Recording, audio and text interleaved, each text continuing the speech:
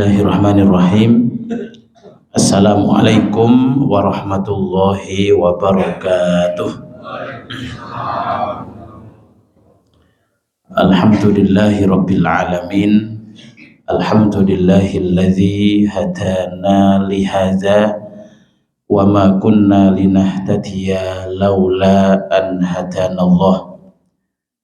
Wassalatu wassalamu ala ashrafil anbiya'i wal mursalin Sayyidina wa maulana Muhammadin wa ala alihi wa ashabihi ajma'in. Rabbi shrah li sadri wa yassir li amri wahlul 'uqdatam min lisani yafqahu qawli, amma ba'du. Ibu-ibu, bapak-bapak, jamaah salat subuh Masjid Al-Muhajirin yang dimuliakan Allah Subhanahu wa taala. Alhamdulillahirabbil alamin. Mari kita awali kajian kita pada pagi hari ini dengan terlebih dahulu memanjatkan puji syukur kehadirat Allah Subhanahu wa taala. Pada pagi hari ini, hari Ahad tanggal 16 November 2025, bertepatan tanggal 25 Jumadil Awal 1447 Hijriah. Kita semuanya dimudahkan oleh Allah Subhanahu wa taala untuk melaksanakan sholat subuh dengan berjamaah, dan selesainya sholat subuh kita beraktivitas, kemudian sembari meniatkan diri untuk menunggu datangnya waktu sholat zuhur. Kemudian selesai sholat zuhur kita beraktivitas ataupun istirahat, meniatkan untuk menunggu datangnya waktu sholat asar. Kemudian selepas asar kita beraktivitas pun dalam rangka menunggu datangnya waktu maghrib, dan seterusnya. Sehingga setiap aktivitas kita sebenarnya hanyalah menunggu datangnya waktu-waktu sholat. Nah, kalau seperti itu maka kita mendapatkan pahala yang sangat besar. Bahkan Rasulullah pernah menyebutkan termasuk amal yang utama, yang besar adalah kasratul khuta ilal masjid atau isbaghul wudu' indal makarih. Amal yang paling utama itu diantaranya menyempurnakan wudu di saat sulit. Di saat sulit, misalnya dalam kondisi dingin. Tapi kalau di lingkungan kita insya Allah tidak terlalu dingin, kecuali kalau sedang ada yang refreshing di Tawamangu misalnya ya. Ini menyempurnakan wudhu di saat sulit. Kemudian yang kedua, kasratul khuta ilal masjid, memperbanyak langkah menuju masjid. Kemudian yang ketiga adalah intizarus shalah ba'da shalah, menunggu sholat setelah sholat. Jadi bisa kita masuk masjid, kemudian sholat sunnah, setelah itu menunggu waktu sholat berjamaah, atau menunggu sholat setelah sholat, ya kita selesai sholat subuh menunggu datangnya waktu sholat zuhur dan seterusnya. Nah, mudah-mudahan setiap aktivitas kita, setiap langkah kita ketika diniati untuk menunggu datangnya waktu sholat, ya senantiasa diberkahi oleh Allah Subhanahu wa taala. Amin ya rabbal alamin. Kemudian Bapak Ibu sekalian, kita sudah masuk di akhir bulan Jumadil Awal. Setelah Jumadil Awal, ya berikutnya adalah Jumadil Akhir, kemudian Rajab, kemudian Sya'ban. Ya, artinya Ramadan sudah di ambang pintu. Ya, uji telung sasi cik suwe, enggak. 3 bulan itu sebentar dibandingkan dengan dulu para salafus saleh mempersiapkan diri menyambut Ramadan. Sejak kapan mereka mempersiapkan diri? Sejak 6 bulan sebelum datangnya Ramadan. Jadi 6 bulan itu sudah mempersiapkan diri, sudah menyambut, sudah mengupayakan apa yang nanti akan dilakukan selama di bulan Ramadan. Padahal waktunya masih 6 bulan. Kalau sekarang tinggal 3 bulan. Jadi ini bulan November, ya nanti Desember, Januari. Kalau nggak salah Februari sudah Ramadan. Ya, maka ya memperbanyak persiapan, memperbanyak doa, ya mudah-mudahan Allah pertemukan kita dengan Ramadan tahun ini dan menjadi Ramadan, seandainya tahun ini Ramadan yang terakhir, mudah-mudahan menjadi Ramadan yang terbaik dalam hidup kita, ya. Nah, kenapa perlu persiapan? Segala sesuatu yang tidak dipersiapkan nantinya akan kacau, ya. Misalnya orang yang suka olahraga renang, sudah sekian lama tidak pernah renang, tiba-tiba langsung renang nyebrang panjang begitu, apa yang terjadi? Kram, ya. Ramadan juga demikian, tidak pernah persiapan jauh-jauh hari, tiba-tiba langsung puasa full 30 hari, kemudian tiba-tiba taraweh 11 rakaat, tiba-tiba tilawah 1 juz, tiba-tiba segala macamnya, karena tidak dipersiapkan akhirnya kram. Kramnya Ramadan itu apa?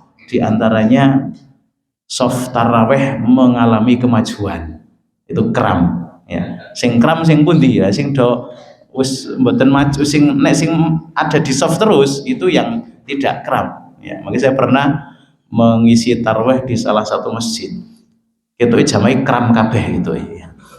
Lah kok bisa? Saya ngisi itu yang datang taraweh berapa? 3 orang, ya. 3 orang itu yang 2 bapak-bapak, 1 anak-anak.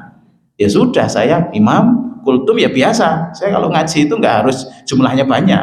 2 orang ya tak ulang, 1 tak ulang, itu 3 orang. Masuk naik mimbar, assalamualaikum warahmatullahi. Saya anggap banyak gitu aja, meskipun orangnya cuma 3 orang. Nah itulah, ya, segala sesuatu yang tidak dipersiapkan akhirnya mengalami kram tadi. Maka mari, ada waktu 3 bulan ini kita sudah mulai mempersiapkan. Misalnya tilawah, ya kita biasakan sekarang ini, ya, mau berapa di Ramadan itu. Kemudian sholat malam misalnya, kemudian amal-amal yang lain, ya. Baik, Bapak Ibu sekalian, jamaah yang dirahmati Allah Subhanahu wa taala, pada pagi hari ini kita akan melanjutkan pembahasan yang beberapa waktu lalu kita sampaikan. Kalau tidak salah waktu itu saya menyampaikan di akhir bulan Oktober, ya, Ahad yang keempat di bulan Oktober waktu itu. Nah sekarang di pagi hari ini, ya, kita akan melanjutkan pembahasan yang kemarin seputar hidayah. Kita saya kemutan bulan yang lalu kita membahas tentang hidayah, ya, ada hidayah irsyad, ada hidayah taufik, ada hidayah apa yang terakhir, tasbih, ya. Begini, di dalam surat Al-A'raf ayat yang ke-43, ya, surat Al-A'raf ayat yang ke-43, dan sebelumnya masih ada kaitannya dengan ayat yang ke-42, ya. Wallazina amanu wa amilus solihati la nukallifu nafsan illa wus'aha. Orang yang beriman dan beramal soleh, kami tidak membebani syariat kepada mereka di luar batas kemampuannya. Jadi orang beriman itu sebenarnya mudah, keimanan itu mudah, karena kita menjalankan perintah Allah itu tidak sampai di luar batas kemampuan kita, ya. Allah memerintahkan sesuatu kepada hamba-hambanya, itu pasti hamba-hamba itu mampu untuk menjalankannya. Ini ringan, ya. Tidak mungkin Allah memerintahkan sesuatu di luar batas kemampuan, ya. Dan juga di dalam ayat yang lain Allah menyebutkan wattaqullaha mastata'tum, bertakwalah kepada Allah, jalankan perintah Allah semaksimal kemampuan kalian. Mastata'tum seringkali disalahartikan. Mastata'tum itu kan semampu kalian. Semampu kalian itu maksudnya batas maksimal kemampuan, bukan kok semampu kalian misalnya masih mampu mengangkat beban 10 kilo, jadi mengangkat beban 10 kilo itu mampu, karena mendengar semampu kalian ya wis tak 2 kilo wae. Nah bukan begitu, tetapi mastata'tum adalah maksimal ya, kemampuan kita. Kalau maksimal kita itu mengangkat 10, ya sudah 10 itu kita angkat, karena sudah tidak kuat lagi kalau mengangkat 10,5, ya sudah yang 10 itu. Ya, ada seorang ulama, beliau ketika itu sedang bersama murid-muridnya. Beliau menjelaskan tentang mastata'tum, fattaqullaha mastata'tum. Laksanakan perintah Allah, bertakwalah kepada Allah sampai batas maksimal kemampuan. Maka sang guru ini memerintahkan murid-muridnya, yuk kita semuanya lari muter lapangan ini mastata'tum, semampu kalian. Akhirnya bareng-bareng lari muter lapangan. Ada yang muter 1 kali terus berhenti, kan semampunya. Ya wis no, semampunya ya sakmene aku isone gitu. Ada yang muter 2 kali, kemudian istirahat. Ada yang 3 kali, kemudian semuanya mulai istirahat, tinggal 1 orang yang muter lari, itu gurunya tadi. Gurunya sih muter terus sampai mulai pelan geblak, jatuh, pingsan. Kemudian diangkat ke pinggir. Setelah membaik, ya, gurunya baru menyampaikan, ya, kalian tadi lari ada yang 1 putaran, 2 putaran, 3 putaran. Padahal yang namanya mastata'tum itu sampai batas maksimal kemampuan kita, hingga Allah yang menghentikan. Bukan kita berhenti sendiri, sehingga Allah yang menghentikan. Meskipun dalam bertakwa kepada Allah, dalam menjalankan perintah Allah, kita tidak harus sampai seperti itu. Tapi sebenarnya kita masih ada kekuatan untuk nambah lagi. Misalnya dalam sehari kita membaca Al-Quran 1 lembar, ya, atau setengah juz misalnya. Bisa tidak ditambah lagi dengan 1 lembar? Saya kira masih bisa. Ya, cuma kadang-kadang kita mencukupkan diri. Wis lah sakmene lumayan, ya, timbangane ora gitu. Sudah ketika lumayan timbangane ora itu, akhirnya kita sudah menganggap apa yang kita lakukan itu sudah bagus gitu. Pada sampai batas maksimal kemampuan. Ya, pada intinya begini, orang yang beriman, beramal soleh, sebenarnya Allah tidak membebani amanah di luar batas kemampuan kita. Namun Allah merintahkan agar kita menjalankan perintah Allah memaksimalkan. Nah, orang yang seperti itu memaksimalkan ketaatan, maka Allah menyebutkan ulaika ashabul jannah hum fiha khalidun. Mereka ini orang yang layak menjadi penduduk surga. Nah, setelah masuk surga, wa naza'na ma fi sudurihim min ghillin, kami cabut setiap penyakit-penyakit yang ada di dalam hati mereka. Dari ghil itu bisa dengki, hasad, ya, dan lain-lain. Di penduduk surga itu tidak ada rasa dengki di antara mereka. Ya, nek wis ning swarga niku mboten enten iren, niku mboten enten. Ya, dengki tidak ada, meri dengan yang lain tidak ada. Ya. Kemudian merasa merasa tidak enak dengan yang lain tidak ada. Semua penduduk surga itu sudah dicabut oleh Allah, ya, perasaan-perasaan ghil yang ada di dalam hatinya. Nggak usah khawatir nanti kalau tetangga saya lebih kaya dari saya nanti bagaimana, enggak. Sudah, pokoknya semua penyakit hati sudah dicabut. Yang ada itu adalah ketentraman, ketenangan, ya, gitu.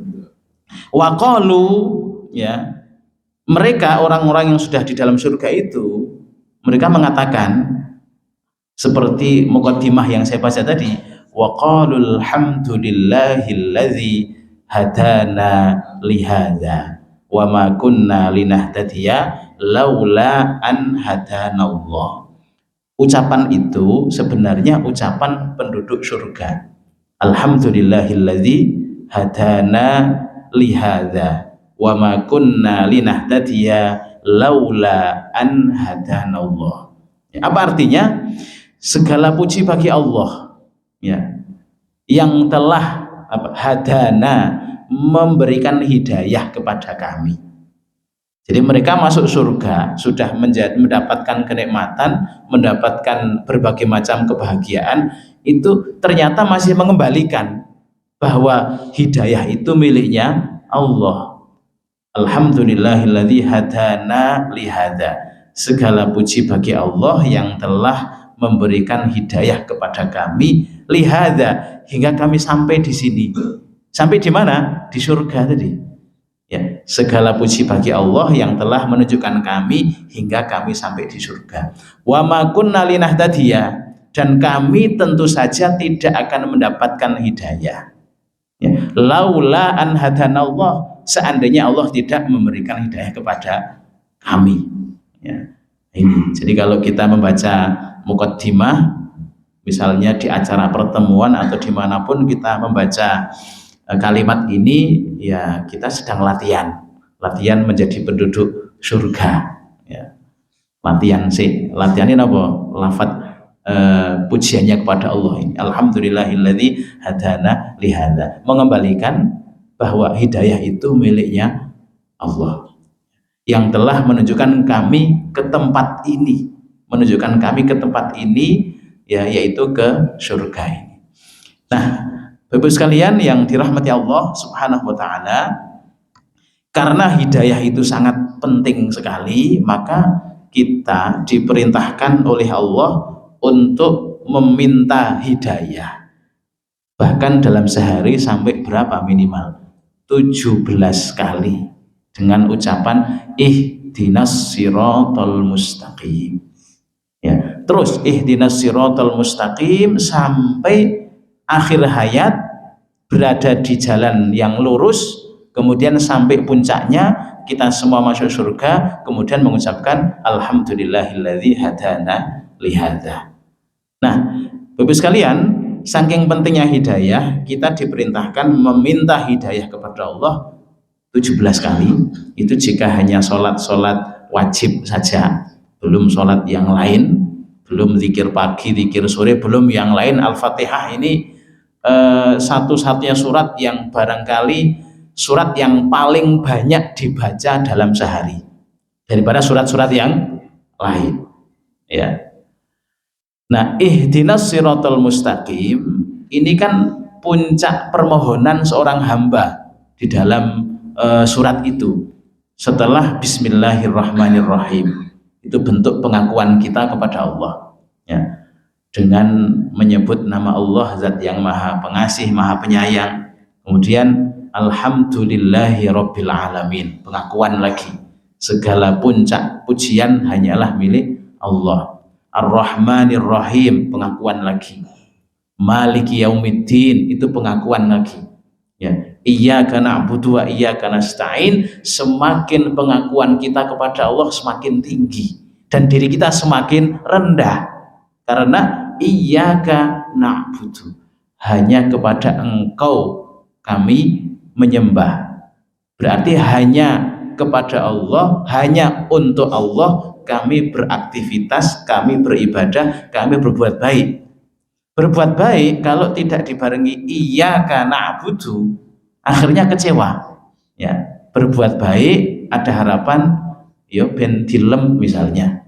Setelah berbuat baik, orang yang ngelem, akhirnya yo, waduh, nah gitu. Berbuat baik kalau tidak iyyaka na'budu, ya, ternyata kebaikan kita dicela oleh orang lain, kan biasa. Kan perbuatan kita itu kan diantara dua kemungkinan. Nek ora dilem yo dipaidu, gitu. Dilem apa dipaidu. Ketika dilem seneng, semangat, dipaidu malah mutung. Nah, berarti iyyaka na'budunya kurang kuat. Ya. Nah, ketika sudah iyyaka na'budu, ya, hanya kepada Allah dalam mencari pamrih, nah sudah. Seperti susu yang keluar dari sapi, ya, dia berwarna putih, atau dari kambing atau dari hewan-hewan yang lain, ya. Wa inna lakum fil an'ami la'ibrah, ada perumpamaan pelajaran yang sangat berharga untuk kalian dalam diri binatang ternak. nusqikum mimma fi butunihi, kami memberikan minum kepada kalian dari hewan tersebut. Jadi kan susu itu, ya. Mim baini farthi wadamin, bahwa susu itu berjalan di antara kotoran dan darah di dalamnya itu, ya. Tapi ternyata apa? Ya, labanan kholison sa'igon lisyaribin, susu yang segar, yang murni, ya, enak diminum oleh orang-orang yang meminumnya. Berarti susu yang keluar tetap warnanya putih, meskipun dia berjalan di antara dua hal yang mungkin warnanya berbeda. Kalau kotoran mungkin kuning, kalau darah mungkin merah, tapi keluarnya tetap putih. Ya, begitu. Jadi iyyaka na'budu. Setelah itu iyyaka nasta'in, tawakal. Ya, hanya kepada Allah kami semua meminta pertolongan. Itu kan pengakuan semua, dari bismillahirrahmanirrahim, kemudian alhamdulillahirabbil alamin, kemudian ar-rahmanirrahim, kemudian malik yaumiddin, kemudian iyyaka na'budu wa iyyaka nasta'in. Pengakuan kita kepada Allah semakin tinggi, kemudian penghambaan kita kepada Allah semakin rendah, barulah kita minta. Lah permintaan itu akan sangat diterima ketika kita memposisikan yang diminta itu tinggi, kemudian memposisikan yang meminta ada di bawah. Kayak seorang anak misalnya meminta kepada orang tua dan dia betul-betul menghormati orang tuanya dengan cara memposisikan diri sebagai anak yang sangat butuh dengan pemberian orang tua, maka orang tua akan nyoh, kan begitu. Jadi kalau njaluke karo napa niku ongkang-ongkang duit Pak, nah gitu ya, gimana? Nggak mungkin. Nah, semakin tinggi posisi zat yang kita minta dan semakin rendah penghambaan kita, ya. Kemudian yang kita minta pun sesuatu yang sangat penting. Ihdinas siratal mustaqim, hidayah. Nah, kemudian kemarin kita sampaikan hidayah ada 3. Pertama yang disebut dengan hidayah apa? Irsyad. Hidayah irsyad adalah petunjuk atau hidayah yang disampaikan oleh selain Allah. Nah, kalau bahasa mudahnya kemarin saya menyampaikan di BMT itu hidayah irsyad itu marketing gitu loh. Wis pokoknya diomongi, dikasih tahu, diberitahu, itu hidayah irsyad. Nabi Muhammad memberikan hidayah irsyad kepada Abu Jahal, Abu Thalib, Abu Lahab, ya kan? Itu hidayah irsyad namanya. Nabi Musa menyampaikan kebenaran, Nabi Musa ngandani kepada Fir'aun, ya. Kemudian termasuk Nabi Nuh menyampaikan kebenaran, kebaikan, menawarkan kebaikan kepada anaknya. Tapi ternyata Abu Jahal, Abu Lahab tidak dapat hidayah taufik. Kemudian siapa lagi itu, anaknya Nabi Nuh juga tidak dapat hidayah taufik. Termasuk Fir'aun pun juga sama, tidak dapat hidayah taufik, ya. Nah, hidayah irsyad ini yang disampaikan oleh selain Allah. Kalau hidayah taufik itu hidayah yang memang hanya berasal dari Allah, yang berkehendak itu Allah saja, dan itu tidak dipengaruhi oleh status nasab atau status sosial, enggak, ya. Hanya Allah yang menghendaki. Abu Lahab itu sebenarnya secara nasab itu kan nasab yang baik, dari Quraisy, termasuk pamannya Rasulullah, ya. Ketika disampaikan Islam ternyata Abu Lahab tidak menerima. Sudah tahu karena sudah disampaikan, tapi dia tidak menerima. Lah, menerima dan tidaknya itu atas kehendak Allah. Berarti tugas kita dalam memberikan nasihat, misalnya dalam memberikan wejangan atau memberikan maklumat-maklumat, itu tugas kita hanyalah menyampaikan. Nah, yang orang yang kita sampaikan itu menerima atau tidak menerima itu adalah kehendak Allah. Saya pernah dapat satu nasihat, jadi guru atau jadi ustadz itu niatnya jangan hanya arep minterke murid. Kalau niatnya hanya meminterkan saja murid, terus muridnya nggak pinter, akhirnya apa? Kecewa. Diajari seprono ini ora pinter-pinter. Ya harus sabar. Mengajarkan ilmu itu artinya kita kita menjalankan perintah Allah, mengajarkan Al-Quran. Kita melaksanakan perintahnya Nabi. Kita menyebarkan ilmu. Sekelas Imam Syafi'i saja, beliau mengajari muridnya yang tidak paham-paham itu sampai berapa ya, sampai mungkin 40 kali ya, begitu sabarnya ya, karena itu hidayah taufik dari Allah gitu loh ya. Meskipun kita ingin, jadi aku pengen dia itu paham, dia menerima, kita ingin, tapi kalau Allah belum berkehendak ya nggak mungkin. Nabi Muhammad ingin sekali pamannya Abu Thalib itu masuk Islam, ingin sekali, bahkan ketika meninggal itu ditalkin supaya masuk, hendak meninggal ya itu supaya masuk Islam. Tapi toh pada akhirnya Abu Thalib meninggal dalam keadaan musyrik, dalam keadaan agama nenek moyang ya, sampai kemudian Nabi sedih ya, sedih karena pamannya yang selama ini membela ternyata tidak mendapatkan hidayah taufik gitu ya. Jadi yang kedua hidayah taufik, kemudian yang ketiga adalah hidayah tasbit. Tasbit itu agar kita bertahan, agar kita menguatkan diri ya, mempertahankan hidayah tadi sampai akhir hayat, sampai garis finish itu ya. Jadi hidayah irsyad, hidayah taufik, dan hidayah tasbih. Kalau saya lebih memudahkan lagi dalam menggambarkan, misalnya di Masjid Muhajirin ini setiap kajian-kajian sudah diinformasikan melalui media sosial, misalnya WA, grup-grup WA gitu ya, sudah di-share sebanyak 5 grup WA. Setiap grup anggotanya 200. Berarti di-share ke 5 grup itu pun pinten ya berarti. 1000 loh. Jadi 1000 orang sudah mendapatkan hidayah irsyad. Sudah dikasih tahu 1000 orang itu lewat mana? Lewat WA misalnya. Karena di-share ke 5 grup, setiap grup ada 200. Ya kalau bukan orang ya nomor lah, kan kadang ada satu orang nomornya 5 kan bisa jadi ya, satu orang nomornya 10 gitu ya. Kemudian 1000 orang itu sudah mendapatkan hidayah irsyad. Tapi yang mendapatkan hidayah taufik untuk hadir, menghadiri pengajian itu ya jenengan semua ini ya.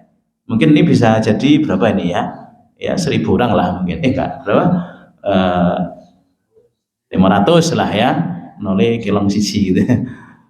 Itu berarti dari 1000 orang yang dapat hidayah irsyad, itu yang dapat hidayah taufik dikehendaki Allah untuk mendatangi pengajian itu ya 50 orang tadi gitu loh ya. Kan datang ke sini kan tentu saja kalau tidak kehendak Allah kan nggak mungkin, kalau tidak dorongan iman nggak mungkin ya. Mungkin ada yang ingin berangkat tapi kondisi fisik tidak memungkinkan, ada yang kondisi fisiknya sangat memungkinkan tapi tidak mau berangkat. Nah hidayah taufik inilah yang menentukan ya, yang menentukan berangkat atau tidak berangkat. Nah kemudian yang hidayah tasbit, hidayah yang supaya tetap bertahan atau istiqomah, tasbit ya dari kata sabat ya, wasabit aqdamana gitu ya, itu mungkin lebih sedikit lagi yang bisa bertahan ngaji terus sampai akhir misalnya ya. Hidayah irsyad itu orang mendapatkan informasi tentang kebaikan, itu hidayah irsyad. Hidayah taufik itu orang yang sudah mendapatkan informasi kebaikan, dia menjalankan kebaikan itu. Kemudian hidayah tasbit adalah orang yang mengetahui kebaikan, menjalankan kebaikan, dan mempertahankan kebaikan itu hingga akhir. Itu namanya hidayah tasbih. Lah 3 paket hidayah inilah yang selalu kita minta kepada Allah dalam setiap sholat kita. Ini hidayah paket lengkap ya. Irsyad, kemudian apa tadi, taufik, kemudian tasbih. Nah kalau sudah seperti ini betul-betul lengkap ya, sempurna sampai akhir garis finish, maka ketika masuk surga nanti kita semua mengucapkan alhamdulillahilladzi hadana lihada gitu. Nah kemudian Bapak Ibu sekalian, tanda seseorang mendapatkan hidayah tadi, hidayah segala macam tadi, itu tandanya adalah di dalam surat Al-An'am 125 ya. Tanda seseorang mendapatkan hidayah apa itu? Famay yuridillahu ayyahdiyahu yashrah sadrahu lil Islam. Siapa yang Allah kehendaki hidayah, maka Allah jadikan hatinya lapang, hatinya longgar untuk menerima Islam. Itu hatinya lapang untuk menerima Islam ya. Seperti dulu ada satu kejadian di zaman Nabi ya, ada orang salah seorang yang bernama Umair bin Wahab. Umair bin Wahab ini orang yang sangat keras sekali memusuhi Islam. Bahkan gelarnya adalah syaiton. Gelar syaiton ini ngeri ya. Gelarnya itu ketika masih kafir itu syaiton. Ya. Istilahnya kalau preman ya kelas kakap lah ya. Padahal sing diberi kakap si anak sing gede mana ya? Kok sing paling gede kakap ya? Itu luar biasa. Saat musuh Islam. Ketika terjadi perang Badar, dia ini ada di barisannya Quraisy. Ya. Berambisi banget untuk menghabisi Islam. Ya. Perang Badar ternyata kaum muslimin menang, orang-orang Quraisy kalah. Anaknya Umair bin Wahab itu tertawan di Madinah. Umair dan yang lain-lain pulang ke Mekah dalam keadaan sedih karena kalah. Ya, namanya kalah itu jangankan pemain, penonton saja kalau yang didukung kalah, kadang-kadang ya ngamuk juga. Lah ini pemainnya ya kalah. Nah, biasa kalau sudah terjadi kekalahan itu hari-hari pasca peperangan itu masih menjadi perbincangan ya. Kan kalau sudah Piala Dunia yang final yang kita dukung kalah atau menang, itu nanti 5 hari berikutnya atau 6 hari berikutnya itu kan masih ada pembicaraan, obrolan. Sama Umair bin Wahab ini karena di posisi yang kalah itu masih mengobrolkan tentang kekalahan itu. Termasuk ketika dia ada di Mekah, di Ka'bah, sedang muter-muter Ka'bah itu ketemu dengan Sofwan bin Umayyah.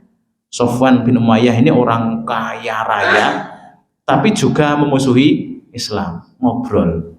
Yang Umair ini mengatakan, seandainya saya tidak memiliki utang, seandainya tidak ada tanggungan keluarga, saya akan berangkat ke Madinah untuk membunuh Muhammad. Gitu. Dan tentu saja kalau saya ke Madinah tidak ada yang mencurigai saya karena anak saya ada di Madinah, ditawan di sana. Kalau ke Madinah dikira mau mengurusi apa? Anak yang ditawan itu. Sofwan bin Umayyah mendengar itu bagaikan tumbuh ketemu tutup gitu loh ya. Gayung bersambut. Tenang toh. Kamu benar begitu? Iya no, kalau ndak ada utang, kalau ndak ada tanggungan keluarga, wis aku mangkat di Madinah membunuh Muhammad. Kata Sofwan, dia orang yang kaya, wis gini aja, hutangmu saya tanggung. Berapa M kamu punya utang? 5 M, wis saya tanggung gitu ya. Keluargamu saya urusi.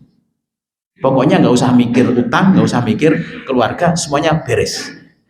Terjadilah kesepakatan di antara dua orang itu, antara siapa tadi, Umair bin Wahab dan Sofwan bin Umayyah, bahwa dua orang ini sepakat, kalau sekarang mungkin sudah ada tanda tangan di atas materi dan lain-lain gitu ya, bahwa Umair ingin menjalankan proyek ya, yaitu membunuh Muhammad.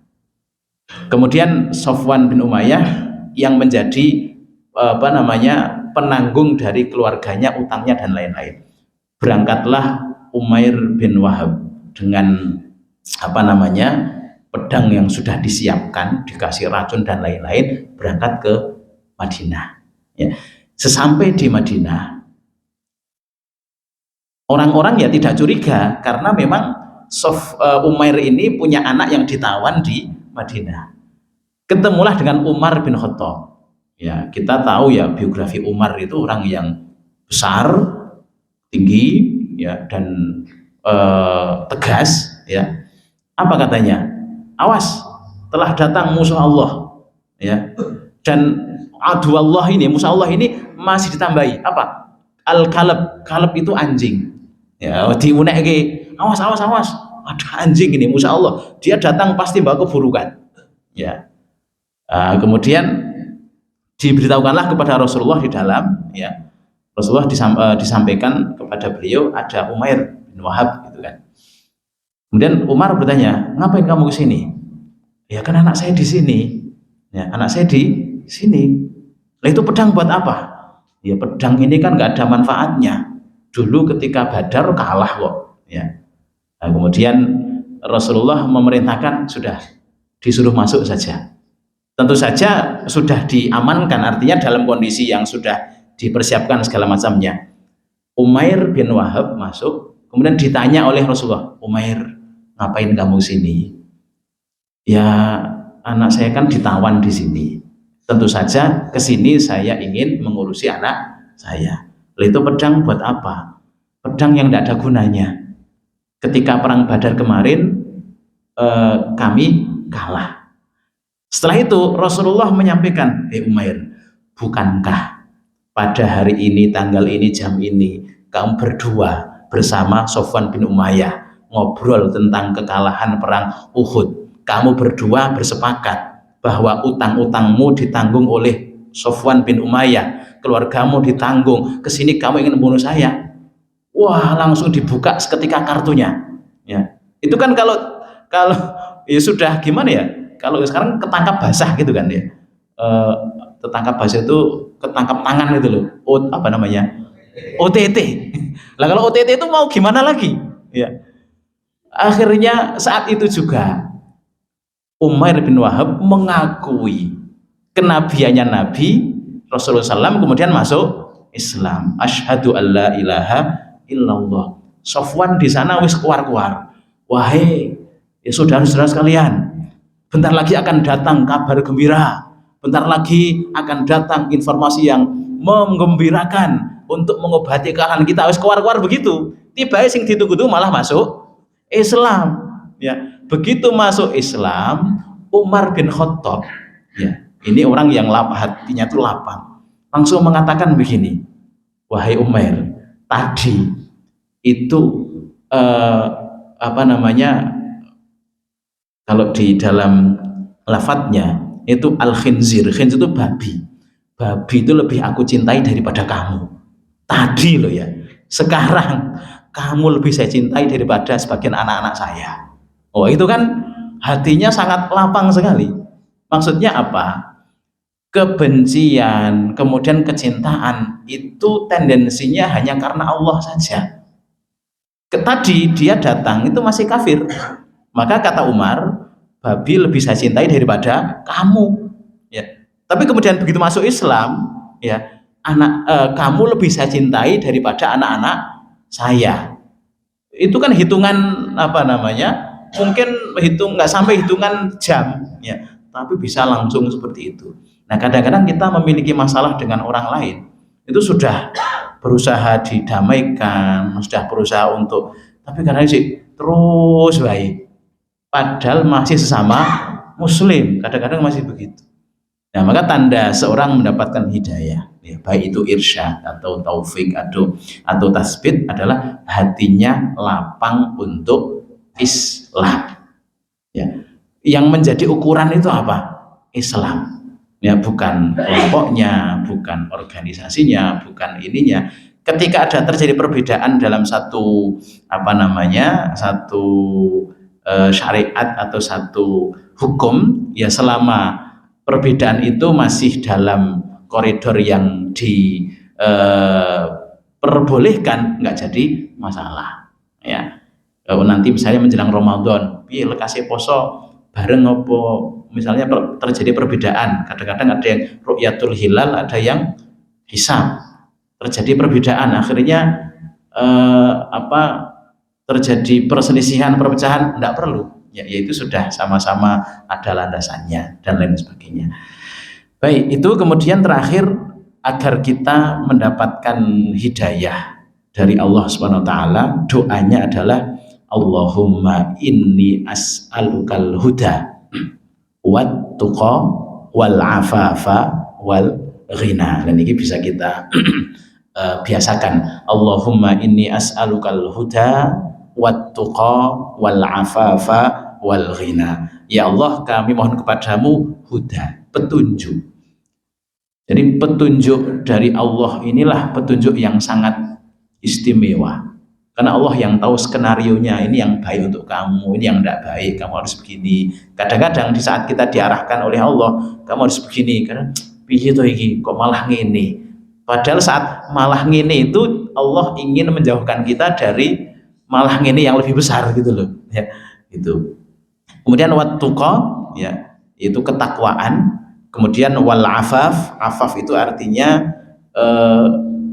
menjaga diri ya, atau menjaga diri dari meminta-minta, afaf, ifah.